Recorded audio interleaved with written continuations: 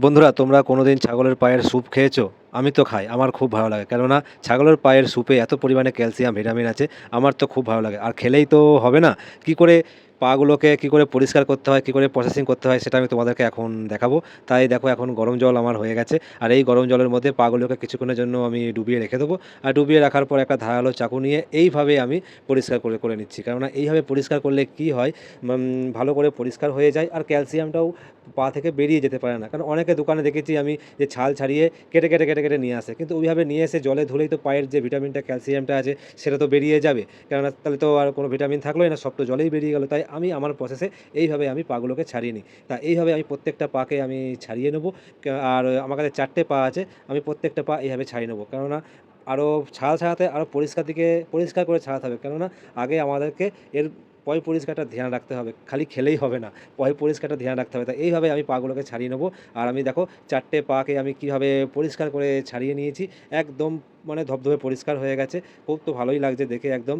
আর ছাড়ানোর পরেও আমি আরেকবার পাগুলোকে জল দিয়ে ধুয়ে নিচ্ছি। কেননা বারবার বলছি পরিষ্কারটা আগেই, পরিষ্কার আগেই করতে হবে। তা এরপরে আমি করব কি, যে পাগুলোকে হলুদ মাখিয়ে নেবো। হলুদ মাখানোর পরে পাগুলোকে আমি আগুনে জ্বালাবো। হলুদ মাখাবো কেন? কেননা হলুদ হচ্ছে আমাদের অ্যান্টিবায়োটিকের কাজ করে। আর পায়ে যত ব্যাকটেরিয়াগুলো যদি থাকে সেগুলো মরে যাবে।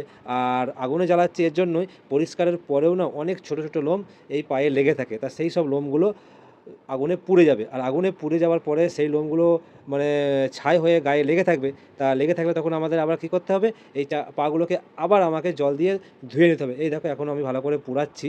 আর পুড়ানোর পরে আমি পাগুলোকে ভালো করে জল দিয়ে ধুয়ে নেবো। কেননা আমি বারবার বলছি আগে পরিষ্কার তারপর খাওয়া। তা আমি দেখো জল দিয়ে ধুয়ে নিয়ে পাগুলোকে ঠিক এরকম লাল লাল হয়ে যাবে। দেখো কত সুন্দর লাগছে দেখে একদম। এরপর আমি কি করব, একটা প্রেসার কুকার নেবো। আর প্রেসার কুকার নিয়ে এর মধ্যে আমার যত পরিমাণ আমার স্যুপ লাগবে সেই পরিমাণ জল নিয়ে এই জলের মধ্যে আমি অল্প একটু হলুদ, একটু নুন, একটু আদা কুচি, একটু রসুন কুচি, একটু লং, একটু গোলমরিচ নিয়ে আমি 24টা সিটি মারবো লো ফ্লেমে। আর 24টা সিটি লো ফ্লেমে মারার পরে ঠিক এরকম পা হয়ে যাবে। আর দেখো স্যুপ একদম জলে পুরো বেরিয়ে গেছে, পা আলাদা স্যুপ আলাদা। দেখো কত সুন্দর লাগছে। এরপর আমি এখন স্যুপটাকে টেস্ট করব কেমন হয়েছে, এখন তোমাদেরকে আমি জানাবো। দেখো কত সুন্দর লাগছে এখন। তা আমি এখন স্যুপ টেস্ট করব। এই দেখো, এখন স্যুপটা এখন হাতে নিয়েছি আমি গ্লাসে করে। এখন খেয়ে দেখবো এখন কেমন লাগে। একদম